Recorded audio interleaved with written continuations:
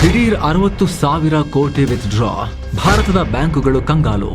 ನಮಸ್ಕಾರ ಸ್ನೇಹಿತರೆ. ಒಂದ್ ಕಡೆ ಮಿಡಲ್ ಈಸ್ಟ್ ನ ಟೆನ್ಷನ್, ಇನ್ನೊಂದ್ ಕಡೆ ನಮ್ಮ ಎಕಾನಮಿಗೆ ಅದರ ಡೈರೆಕ್ಟ್ ಇಂಪ್ಯಾಕ್ಟ್.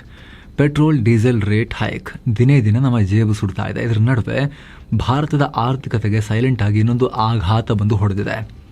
ಕೇವಲ 15 ದಿನ, ಕರೆಕ್ಟಾಗಿ ಕೇಳಿಸ್ಕೊಳ್ಳಿ, ಕೇವಲ ಏಪ್ರಿಲ್ ತಿಂಗಳ ಮೊದಲ 15 ದಿನಗಳಲ್ಲಿ ಭಾರತದ ಬ್ಯಾಂಕ್ಗಳಿಂದ ಬರೋಬ್ಬರಿ 61,000 ಕೋಟಿ ರೂಪಾಯಿ ನಗದು ಕ್ಯಾಶ್ ದಿಢೀರಂತ ವಿಡ್ರಾ ಆಗಿದೆ. 61,000 ಕೋಟಿ ರೂಪಾಯಿ ಭಾರತದ ಬ್ಯಾಂಕುಗಳು ಕಕ್ಕಾಬಿಕ್ಕಿ ಆಗಿವೆ. ಇಷ್ಟು ದೊಡ್ಡ ಮೊತ್ತದ ದುಡ್ಡನ್ನು ಜನ ತಮ್ಮ ಅಕೌಂಟಿಂದ ವಿಡ್ರಾ ಮಾಡಿದ್ದಾರೆ 15 ಡೇಸಲ್ಲಿ.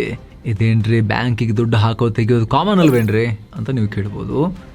ಭಾರತದಂಥ 140 crore ಪ್ಲಸ್ ಪಾಪ್ಯುಲೇಷನ್ ಇರೋ ರಾಷ್ಟ್ರದಲ್ಲಿ ಆಗೋದೇ ಬಿಡಿಯೋದು ಅಂತಲೂ ಅನ್ನಿಸಬಹುದು. ಆದರೆ ಸ್ನೇಹಿತರೆ, ಇದು ಸಣ್ಣ ವಿಚಾರ ಅಲ್ಲ. ಈ ಥರ ಕ್ಯಾಶ್ಗೆ ಡಿಮಾಂಡ್ ಹೆಚ್ಚಾಗಿದ್ದು 2017 ಬಳಿಕ ಇದೇ ಮೊದಲು. ಹಾಗಿದ್ರೆ ಜನ ಯಾಕೆ ಏಕಾಏಕಿ ಇಷ್ಟೊಂದು ಕಂತೆ ದುಡ್ಡನ್ನು ವಿಡ್ರಾ ಮಾಡಿದ್ದಾರೆ? ಈಗ ಜಗತ್ತಲ್ಲಿ ನಡೀತಾ ಇರೋ ಕ್ರೈಸಿಸ್ ಟೈಮ್ನಲ್ಲಿದು ನಮ್ಮ ಮೇಲೆ, ನಿಮ್ಮ ಮೇಲೆ ಯಾವ ರೀತಿ ಇಂಪ್ಯಾಕ್ಟ್ ಮಾಡುತ್ತೆ? ಭಾರತದ ಬ್ಯಾಂಕ್ಗಳೆಲ್ಲ ತುಂಬ ಹೆದರ್ಕೊಂಡಿರೋದು ಯಾಕೆ? ಬನ್ನಿ ಪ್ರತಿಯೊಂದನ್ನು ಕ್ವಿಕ್ ಆಗಿ ಅರ್ಥ ಮಾಡ್ಕೊಳ್ತಾ ಹೋಗೋಣ ಈ ವೆರಿ ಇಂಪಾರ್ಟೆಂಟ್ ರಿಪೋರ್ಟ್ನಲ್ಲಿ. ನೀವು ನೋಡ್ತಾ ಇದ್ದೀರಾ ಮಸ್ತ್ ಮಗ ಚಾನಲ್. ನಾನು ಅಮರ್ ಪ್ರಸಾದ್. ಬ್ಯಾಂಕ್ಗಳಿಗೆ ಆಘಾತ, 61,000 ಕೋಟಿ ಠೇವಣಿ ಔಟ್. ಮೊದಲಿಗೆ ಜನ ಈ ಪರಿ ವಿಡ್ರಾ ಮಾಡಿಕೊಂಡ್ರೆ ಯಾಕೆ ಟೆನ್ಷನ್ ಕ್ರಿಯೇಟ್ ಆಗುತ್ತೆ ಅಂತ ನಾವು ಅರ್ಥ ಮಾಡ್ಕೋಬೇಕು. ಇಷ್ಟು ದೊಡ್ಡ ಮಟ್ಟದಲ್ಲಿ ಬ್ಯಾಂಕ್ನಿಂದ ನಗದು ಹೊರ ಹೋಗಿದ್ದು ಯಾವಾಗ ಗೊತ್ತಾ? ಲಾಸ್ಟ್ ಟೈಮ್ 2017ರಲ್ಲಿ. ಅಂದರೆ 2016ರಲ್ಲಿ ನಮ್ಮಲ್ಲಿ ನೋಟು ಅಮಾನ್ಯೀಕರಣ, ಡಿಮಾನಿಟೈಸೇಷನ್ ಆಯಿತು. ಜನ ತಮ್ಮ ಹಳೆ ನೋಟುಗಳನ್ನೆಲ್ಲ ಬ್ಯಾಂಕ್ಗೆ ತಂದು ಕಟ್ಟಿದ್ರು. ಅದಾದಮೇಲೆ ಹೊಸ ನೋಟುಗಳು ಮಾರ್ಕೆಟ್ಗೆ ಬಂದಾಗ ನವೆಂಬರ್ 2017ರ ಹೊತ್ತಿಗೆ ಜನ ತಮ್ಮ ದುಡ್ಡನ್ನು ವಾಪಸ್ ಪಡೆಯೋಕೆ ಭಾರಿ ಪ್ರಮಾಣದಲ್ಲಿ ವಿಡ್ರಾ ಮಾಡಿದ್ರು. ಆಗ ಸಹಜವಾಗಿ ಕ್ಯಾಶ್ ಚಲಾವಣೆ ಜಾಸ್ತಿ ಇತ್ತು ಅಥವಾ ವಿಡ್ರಾವಲ್ ಜಾಸ್ತಿ ಇತ್ತು. ಅದಾದ ನಂತರ ಈಗ 2026ರ ಏಪ್ರಿಲ್ನಲ್ಲಿ ಅಂತಹದ್ದೇ ನಗದು ವಿಡ್ರಾವಲ್ ಆಗ್ತಾ ಇದೆ. ಯಾಕೆ? UPI ಬಂದಿದೆ. ತಳ್ಳೋ ಗಾಡಿಯವರು ಕೂಡ ಕ್ಯಾಶ್ ತಗೊಳ್ತಾ ಇಲ್ಲ, ಎಲ್ಲ ಸ್ಕ್ಯಾನ್ ಮಾಡಿ ಅಂತ ಹೇಳ್ತಿದ್ದಾರೆ. ಆಟೋದವರು ಕ್ಯಾಶ್ ತಗೊಳ್ಳಲ್ಲ, ಸ್ಕ್ಯಾನ್ ಮಾಡಿ ಅಂತ ಹೇಳ್ತಿದ್ದಾರೆ. ಎಲ್ಲೂ ಕ್ಯಾಶೇ ಓಡಾಡಲ್ಲ. ಆದರೂ 2026 ಏಪ್ರಿಲ್ನಲ್ಲಿ ಯಾಕೆ ಇಷ್ಟೊಂದು ಕ್ಯಾಶ್ ವಿಡ್ರಾವಲ್ ಆಗ್ತಾ ಇದೆ? 42 ಲಕ್ಷ ಕೋಟಿ ರೂಪಾಯಿಗೆ ರೀಚ್ ಆಗಿದೆ ಕ್ಯಾಶ್ ಚಲಾವಣೆ ಈಗ. ಯಾಕೆ? ಜನ ಬ್ಯಾಂಕಿಗೆ ತಂದು ದುಡ್ಡನ್ನು ಇಡ್ತಾ ಇಲ್ಲ, ಡೆಪಾಸಿಟ್ ಇಡ್ತಾ ಇಲ್ಲ, ಡೆಪಾಸಿಟ್ ಗ್ರೋತೇ ಆಗ್ತಿಲ್ಲ ಬ್ಯಾಂಕ್ಗಳಲ್ಲಿ. ಆದರೆ ಸೇವಿಂಗ್ಸ್ ಅಕೌಂಟಲ್ಲಿ ಬರೋದನ್ನು ಕೂಡ ವಿಡ್ರಾ ಮಾಡೋದು ಜಾಸ್ತಿ ಆಗ್ತಿದೆ. ಹಾಗಿದ್ರೆ ಜನಕ್ಕೆ ಕ್ಯಾಶ್ ಯಾಕೆ ಬೇಕು? ಯಾಕೆ ಹೀಗಾಗ್ತಾ ಇದೆ? ಇದನ್ನ ಕ್ಲಿಯರ್ ಕಟ್ ಆಗಿ ಎಕ್ಸ್ಪ್ಲೇನ್ ಮಾಡ್ತೀವಿ ಸ್ನೇಹಿತರಕ್ಕಿಂತ ಮುಂಚೆ, ನಮ್ಮ ದೇಶದಲ್ಲೂ ಕೂಡ ಪೆಟ್ರೋಲ್ ಡೀಸೆಲ್ ರೇಟ್ ಹೆಚ್ಚಾಗ್ತಿದೆಯಲ್ವಾ? ಎಲ್ಲಾ ಕಡೆ ಅನ್ಸರ್ಟೆಂಟಿ, ಅಸ್ಥಿರತೆ ಮನೆ ಮಾಡಿದೆ. ಇದರ ಬಿಸಿ ನಮ್ಮ ಬದುಕಿಗೂ ಈಗ ತಟ್ಟಿದೆ. ಇಂಥ ಟೈಮ್ನಲ್ಲಿ ಮನೆಯ ಆಧಾರ ಸ್ತಂಭವಾಗಿರೋ ನಮಗೇನಾದ್ರೂ ಆದ್ರೆ ನಮ್ಮ ಕುಟುಂಬದ ಗತಿ ಏನು? ಇಲ್ಲಿ ಪ್ರತಿಯೊಬ್ಬರಿಗೂ ಟರ್ಮ್ ಇನ್ಶೂರೆನ್ಸ್ ಅನ್ನೋದು ತುಂಬಾ ಮುಖ್ಯ ಆಗುತ್ತೆ ಸ್ನೇಹಿತರೆ. ದುಡಿಯೋ ವ್ಯಕ್ತಿಯನ್ನ ಒಂದು ವೇಳೆ ಕಳ್ಕೊಂಡ್ರೆ ದುರದೃಷ್ಟವಶಾತ್, ಆಗ ಫ್ಯಾಮಿಲಿಯನ್ನ ಆರ್ಥಿಕವಾಗಿ, ಫಿನಾನ್ಷಿಯಲಿ ಕಾಪಾಡೋಕೆ ಇವತ್ತಿನ ಕಾಲದ ಅಗತ್ಯ ಟರ್ಮ್ ಇನ್ಶೂರೆನ್ಸ್. ಸೊ ಈ ವಿಡಿಯೋದ ಪಾರ್ಟ್ನರ್ ಆಗಿರೋ ಪಾಲಿಸಿ ಬಜಾರ್ನಲ್ಲಿ ನಿಮಗೆ ಹಲವಾರು ಟರ್ಮ್ ಇನ್ಶೂರೆನ್ಸ್ ಪ್ಲಾನ್ ಸಿಗ್ತವೆ. ನಿಮ್ಮ ಅಗತ್ಯಕ್ಕೆ ತಕ್ಕಂತೆ ಭಾರತದ ಟಾಪ್ 53 ಇನ್ಶೂರೆನ್ಸ್ ಕಂಪನಿಗಳ ಪ್ಲಾನ್ಗಳನ್ನು ನೀವು ಈಸಿಯಾಗಿ ಕಂಪೇರ್ ಮಾಡ್ಬೋದು. ಬರೀ 500 ರೂಪಾಯಿಗೆ 1 ಕೋಟಿ ರೂಪಾಯಿ ತನಕ ಕವರೇಜ್ ಕೊಡೋ ಪಾಲಿಸಿಗಳು ಸಿಗ್ತವೆ. ಜೊತೆಗೆ ನಿಮಗೆ ಇಲ್ಲಿ ಯಾವುದೇ ಏಜೆಂಟ್ ಕಮಿಷನ್ನ ಸಮಸ್ಯೆ ಕೂಡ ಇಲ್ಲ. ಜೊತೆಗೆ ಸೇಮ್ ಪ್ಲಾಟ್ಫಾರ್ಮ್ ನಲ್ಲಿ ನೀವು ನಿಮಗೆ, ನಿಮ್ಮ ಫ್ಯಾಮಿಲಿಗೆ ಆರೋಗ್ಯದ ಗ್ಯಾರಂಟಿಯನ್ನ ಕೊಡ್ಸಕ್ಕೆ, ಹಾಸ್ಪಿಟಲ್ ಬಿಲ್ನ ಭಯವನ್ನ ಹೋಗಲಾಡಿಸಲಿಕ್ಕೆ ಶಾಶ್ವತವಾಗಿ ಹೆಲ್ತ್ ಇನ್ಶೂರೆನ್ಸ್ ಕೂಡ ಮಾಡಿಸಬಹುದು. ಬರೀ 895 ರೂಪಾಯಿಗೆ ಅಪ್ ಟು 2 ಕೋಟಿ ರೂಪಾಯಿ ತನಕನೂ ಕವರೇಜ್ ಕೊಡೋ ಪಾಲಿಸಿಗಳು ಲಭ್ಯ ಇದಾವೆ. ಅವಾಗ ಅಷ್ಟು ಹಾಸ್ಪಿಟಲ್ ಬಿಲ್ನ ಭಯನೇ ಇರೋದಿಲ್ಲ. ಹುಷಾರ್ ತಪ್ಪಿದ್ರೆ ಇನ್ಶೂರೆನ್ಸ್ ಕಂಪನಿ ಪೇ ಮಾಡುತ್ತೆ. ಈ ಎರಡರ ಲಿಂಕ್ ಅನ್ನ ಕೂಡ ವಿಡಿಯೋ ಕೆಳಗಡೆ ಡಿಸ್ಕ್ರಿಪ್ಷನ್ ಮತ್ತು ಪಿನ್ ಮಾಡಿರೋ ಕಾಮೆಂಟ್ ನಲ್ಲಿ ಕೊಟ್ಟಿರ್ತೀವಿ. ಯಾರಿನ್ನೂ ಕೂಡ ಮಾಡಿಸಿಲ್ಲ, ಮಾಡಿಸೋ ಆಸಕ್ತಿ ಇದ್ರೆ ಮಿಸ್ ಇಲ್ಲದೆ ಚೆಕ್ ಮಾಡಿ. ಈಗ ಆಫರ್ ಕೂಡ ನಡೀತಾ ಇದೆ. ಬನ್ನಿ ಕಂಟಿನ್ಯೂ ಮಾಡೋಣ ಸ್ನೇಹಿತರೆ. ಜೇಬಿಗೆ ಬೀಳ್ತಿದೆ ಕತ್ತರಿ, ಜನರಲ್ಲಿ ಹೆಚ್ಚಿದ ಭಯ. ಮಿಡಲ್ ಈಸ್ಟ್ ನಲ್ಲಿ ನಡೀತಿರೋ ಯುದ್ಧದ ಕರಾಳ ಪರಿಣಾಮ ನೇರವಾಗಿ ನಮ್ಮೆಲ್ಲರ ಜೇಬಿಗೂ ಬೀಳ್ತಾ ಇದೆ. ಮೊನ್ನೆಯಷ್ಟೇ ಪೆಟ್ರೋಲ್ ಡೀಸೆಲ್ ಬೆಲೆ 3 ರೂಪಾಯಿ ಹೆಚ್ಚಾಗಿತ್ತು. ಈಗ ಮತ್ತೆ 90 ಪೈಸೆ ಏರಿಕೆಯಾಗಿದೆ. ಆಲ್ಮೋಸ್ಟ್ 4 ರೂಪಾಯಿ ಏರಿಕೆ ಆದಂತ ಆಗಿದೆ.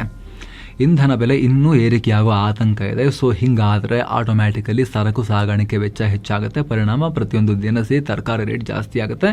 ಇದರೊಂದಿಗೆ ಸಾಮಾನ್ಯ ಜನರಲ್ಲಿ ಒಂದು ರೀತಿಯ ಆರ್ಥಿಕ ಭಯ ಕೂಡ ಶುರುವಾಗಿದೆ. ಯುದ್ಧದ ಟೆನ್ಷನ್ ಯಾವಾಗ ಜಾಸ್ತಿ ಆಯಿತೋ ಆವಾಗ ನಮ್ಮ ಜನರಲ್ಲಿ ಅಸ್ಥಿರತೆ ಮನೆ ಮಾಡ್ತಾ ಇದೆ. ಇದಕ್ಕೆ ಎಕನಾಮಿಕ್ಸ್ನಲ್ಲಿ, ಅರ್ಥಶಾಸ್ತ್ರದಲ್ಲಿ ಪ್ರಿಕಾಷನರಿ ಕ್ಯಾಶ್ ಹೋಲ್ಡಿಂಗ್ಸ್ ಅಂತ ಕರೀತಾರೆ. ಅಂದರೆ ಮುನ್ನೆಚ್ಚರಿಕಾ ಕ್ರಮವಾಗಿ ಜನ ತಮ್ಮ ಬಳಿ ಕ್ಯಾಶನ್ನು ತಂದು ಇಡ್ಕೊಳ್ಳೋದು. ಯಾವಾಗ ಜಾಗತಿಕ ಮಟ್ಟದಲ್ಲಿ ಯುದ್ಧದ ವಾತಾವರಣ ನಿರ್ಮಾಣ ಆಗುತ್ತೋ, ಆರ್ಥಿಕತೆ ಅಸ್ಥಿರವಾಗುತ್ತೋ, ಆಗ ಜನರ ಸೈಕಾಲಜಿ ಕಂಪ್ಲೀಟ್ ಆಗಿ ಬದಲಾಗುತ್ತೆ. ಮುಂದೇನಾಗುತ್ತೋ, ಬೆಲೆಗಳು ಇನ್ನೂ ಏರುತ್ತೋ, ಯಾವುದಕ್ಕೂ ನಮ್ಮ ಕೈಲಿ ಸ್ವಲ್ಪ ಕ್ಯಾಶ್ ಇರಲಿ ಅನ್ನೋ ಫೀಲಿಂಗ್ ಬರೋಕ್ಕೆ ಶುರುವಾಗುತ್ತೆ ಜನಕ್ಕೆ. ಜೊತೆಗೆ ನೀವು ಮಾರ್ಕೆಟ್ನಲ್ಲಿ ಇನ್ನೊಂದು ಟ್ರೆಂಡ್ ಗಮನಿಸಿರ್ಬೋದು. ಈಗಿನ ಯುವಜನತೆ ಹೆಚ್ಚಾಗಿ ಬ್ಯಾಂಕ್ನಲ್ಲಿ ಡೆಪಾಸಿಟ್ ಇಡ್ತಾ ಇಲ್ಲ. ಬ್ಯಾಂಕ್ನವರು ಕೊಡೋ ಕಮ್ಮಿ ಇಂಟ್ರೆಸ್ಟ್ ನಮಗೆ ಸಾಲಲ್ಲ ಅಂತ ಅದರ ಬದಲಿಗೆ ರಿಸ್ಕ್ ಆದರೂ ಸರಿ ಹೆಚ್ಚು ರಿಟರ್ನ್ಸ್ ಕೊಡೋ ಶೇರ್ ಮಾರ್ಕೆಟು, ಮ್ಯೂಚುವಲ್ ಫಂಡ್ಸ್, ಅಷ್ಟೇ ಯಾಕೆ ಕ್ರಿಪ್ಟೋ ತರಹದ ಅನ್ನೋನ್ ಟೆರಿಟರಿಗಳಲ್ಲೂ ಕೂಡ ಕೆಲವರಿಗೆ ಗೊತ್ತಿದೆ ಕ್ರಿಪ್ಟೋ ಬಗ್ಗೆ ಫುಲ್ ಡೀಟೇಲ್ಸ್ ಇದೆ, ಅವ್ರ ಬಗ್ಗೆ ನಾವು ಮಾತಾಡ್ತಿಲ್ಲ. ಕೆಲವರಿಗೆ ಏನೂ ಗೊತ್ತಿರಲ್ಲ, ಆದರೂ ಕೂಡ ದುಡ್ಡಿನ ಆಸೆಗೋಸ್ಕರ ಹೆಚ್ಚು ರಿಟರ್ನ್ಸ್ ಅಂತೇಳಿ ಅಲ್ಲಿಗೆಲ್ಲ ಹಾಕ್ತಾ ಇದ್ದಾರೆ. ಕಡಿಮೆ ಬಡ್ಡಿ ಕೊಡೋ ಬ್ಯಾಂಕ್ಗಳ ಕಡೆಗೆ ಮುಖ ಹಾಕ್ತಾ ಇಲ್ಲ.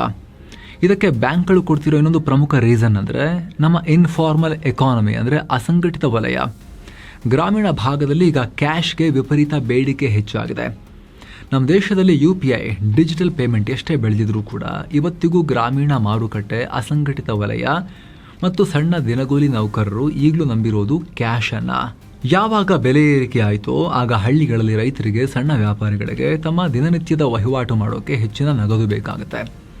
ಇದಕ್ಕೆ ಈ ದುಡ್ಡು ಬ್ಯಾಂಕ್ಗಳಿಂದ ಹೊರಬಂದು ಗ್ರಾಮೀಣ ಮತ್ತು ಅಸಂಘಟಿತ ವಲಯದಲ್ಲಿ ಹೆಚ್ಚಾಗಿ ಸರ್ಕ್ಯುಲೇಟ್ ಆಗ್ತಿದೆ ಅಂತ ಹೇಳಲಾಗ್ತಿದೆ.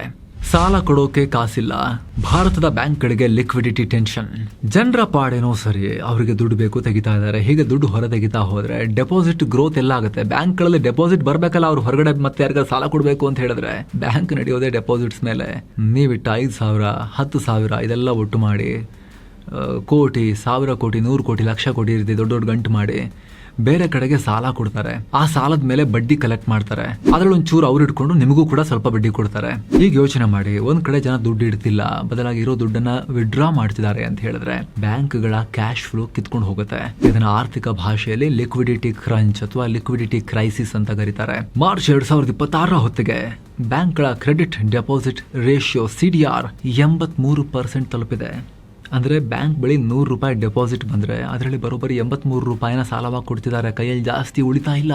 ಒಂದು ಕಡೆ ಬ್ಯಾಂಕ್ಗಳ ಸಾಲದ ಬೆಳವಣಿಗೆ 16% ಕ್ರೆಡಿಟ್ ಗ್ರೋತ್, ಆದರೆ ಡೆಪಾಸಿಟ್ ಗ್ರೋತ್ ಮ್ಯಾಚ್ ಆಗ್ತಿಲ್ಲ, ಬರೀ 12% ಇದೆ.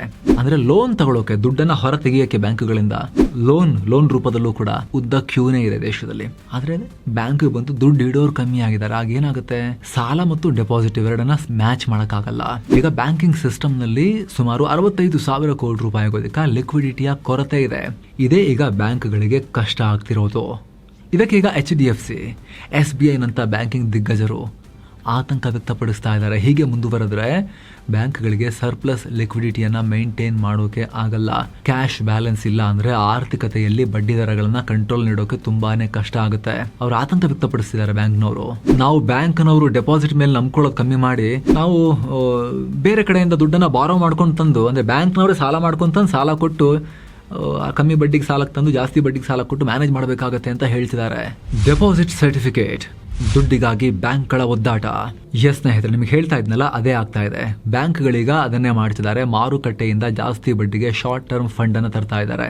ಅದನ್ನ ಸರ್ಟಿಫಿಕೇಟ್ಸ್ ಆಫ್ ಡೆಪಾಸಿಟ್ ಅಂದರೆ CDs ಅಂತ ಕರೀತಾ ಇದ್ದಾರೆ.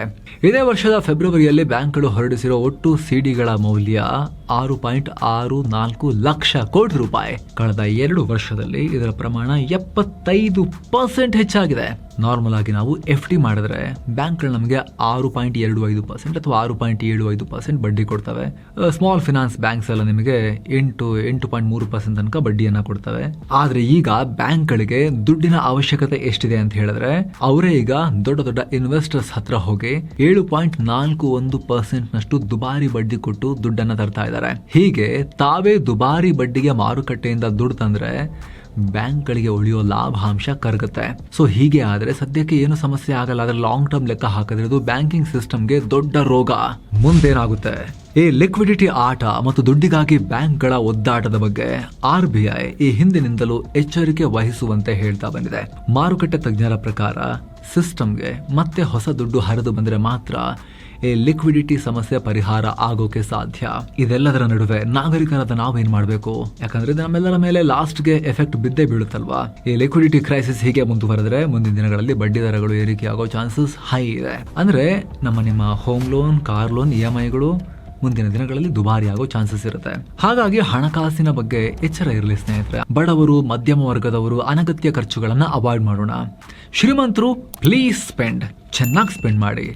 ಯಾರು ಸ್ಪೆಂಡೇ ಮಾಡಿಲ್ಲ ಅಂದ್ರೆ ಆರ್ಥಿಕತೆ ಮುಂದಕ್ಕೆ ಹೋಗೋದಕ್ಕೆ. ಜೊತೆಗೆ ಯಾವುದೇ ಆರ್ಥಿಕ ಅಸ್ಥಿರತೆ ಎದುರಿಸೋಕೆ ಕನಿಷ್ಠ ಎಮರ್ಜೆನ್ಸಿ ಫಂಡ್ ಅನ್ನ ಪ್ರತಿಯೊಬ್ಬರು ಬಡವರು, ಮಧ್ಯಮ ವರ್ಗದವರು ಮೇಂಟೈನ್ ಮಾಡಬೇಕು. ಆರ್ಥಿಕ ಶಿಸ್ತು ಈಗ ಬಹಳ ಮುಖ್ಯ.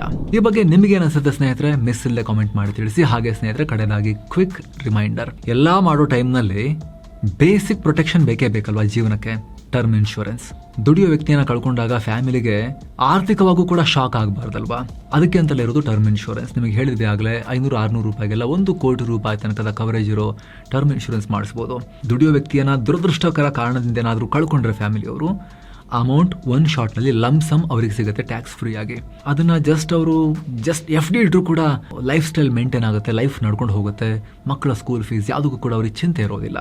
ಹಾಗೆ ಹಾಸ್ಪಿಟಲ್ ಬಿಲ್ಗಳಿಂದ, ಹೆಲ್ತ್ ಎಕ್ಸ್ಪೆನ್ಸಸ್ ಇಂದ ರಕ್ಷಣೆಗೆ ಹೆಲ್ತ್ ಇನ್ಶೂರೆನ್ಸ್. ಎರಡರ ಲಿಂಕ್ ಅನ್ನ ಕೂಡ ವಿಡಿಯೋ ಕೆಳಗಡೆ ಡಿಸ್ಕ್ರಿಪ್ಷನ್ ಮತ್ತು ಪಿನ್ ಮಾಡಿರೋ ಕಾಮೆಂಟ್ ನಲ್ಲಿ ಕೊಟ್ಟಿರ್ತೀವಿ. ಆಸಕ್ತರು ಮಿಸ್ ಇಲ್ಲ ಚೆಕ್ ಮಾಡಿ. ಮತ್ತೆ ಭೇಟಿ ಆಗ್ತಿರೋಣ ಸ್ನೇಹಿತರೆ. ನಮಸ್ಕಾರ.